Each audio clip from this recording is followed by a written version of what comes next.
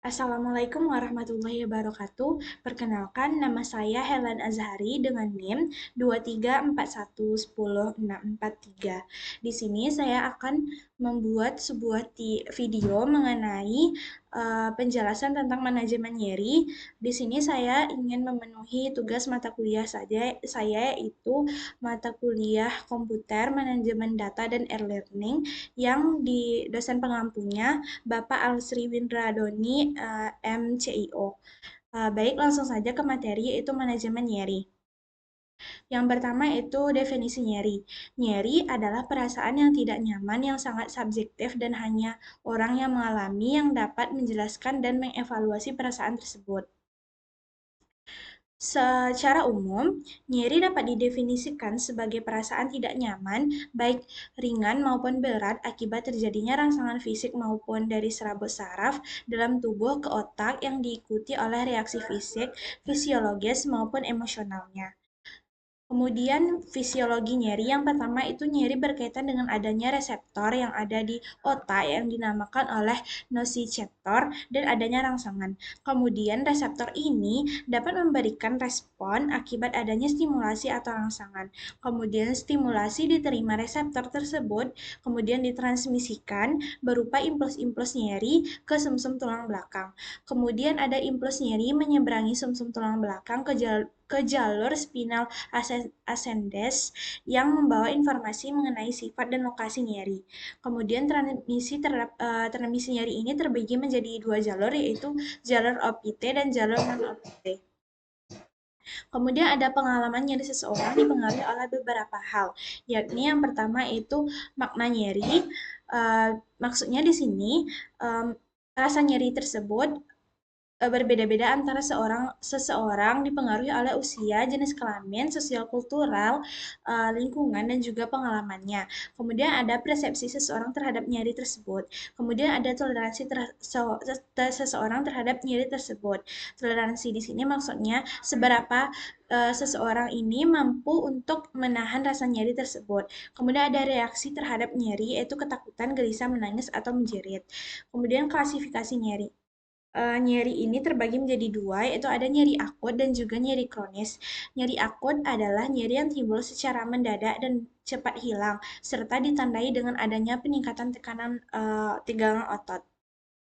Kemudian nyeri kronis, nyeri yang timbul secara perlahan biasanya berlangsung selama lebih dari 6 bulan. Kemudian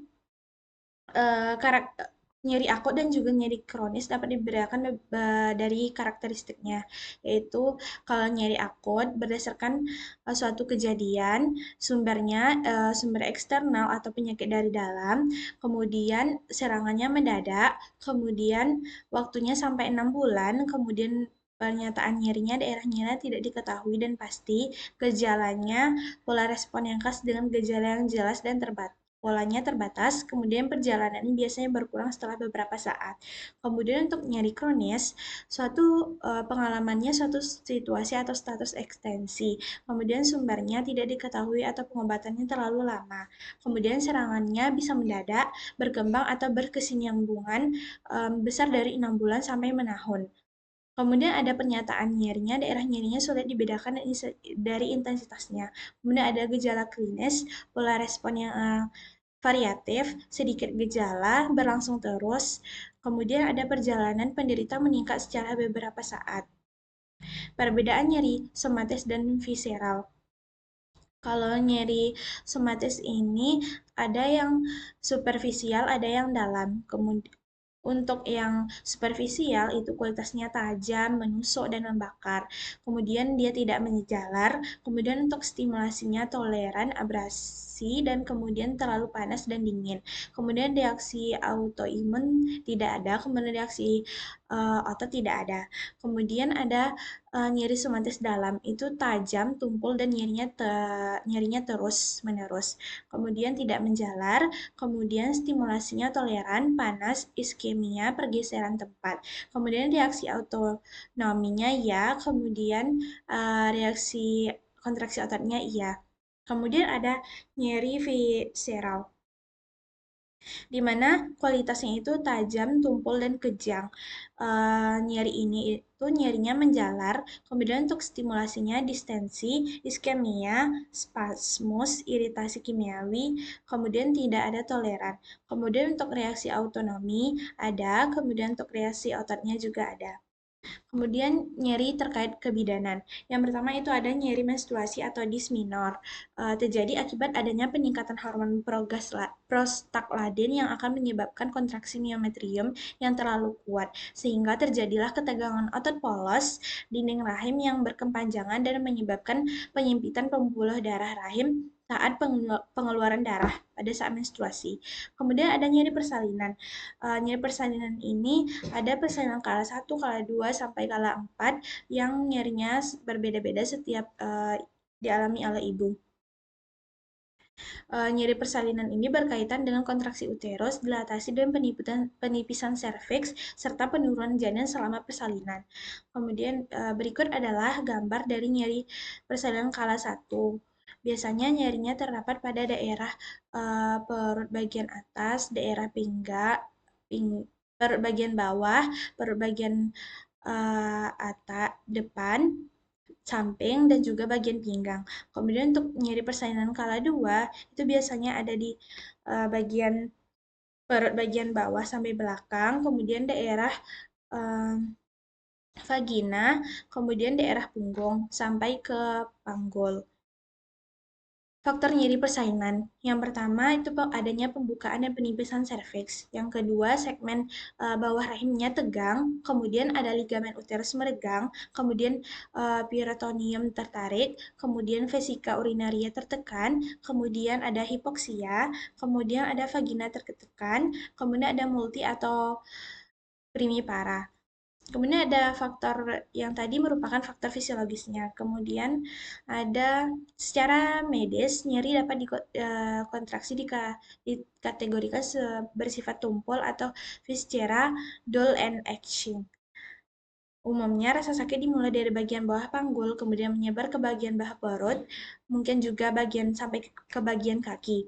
Kemudian rasa sakitnya dimulai seperti sedikit tertusuk, mencapai puncak kemudian hilang. Sebagai ibu merasakan sebagai kram haid yang parah atau seperti gangguan saluran pencernaan atau diare. Intensitas skala nyeri pada setiap orang ini berbeda-beda.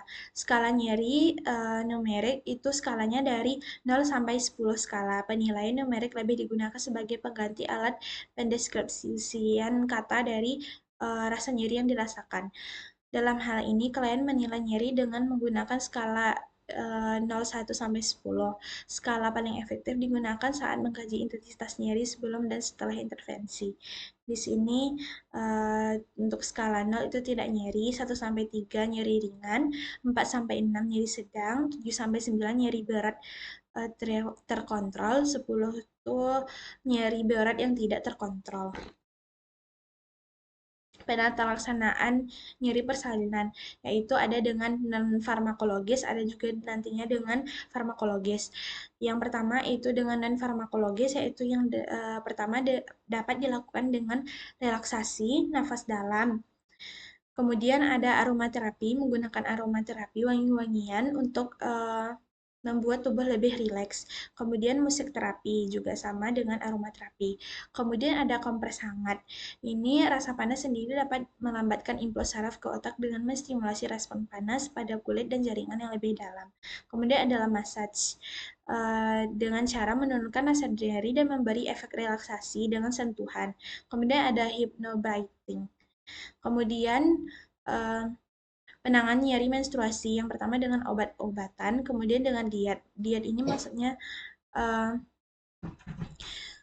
diet kalsium dan magnesium serta rendah gula dan kemudian latihan kemudian relaksasi, nafas dalam, kompres hangat. Kemudian dapat dilakukan juga dengan massage, kemudian dengan aromaterapi, musik terapi, dan edukasi. Baik, itu saja yang dapat Helen sampaikan pada pemaparan materi pada siang hari ini. Assalamualaikum warahmatullahi wabarakatuh.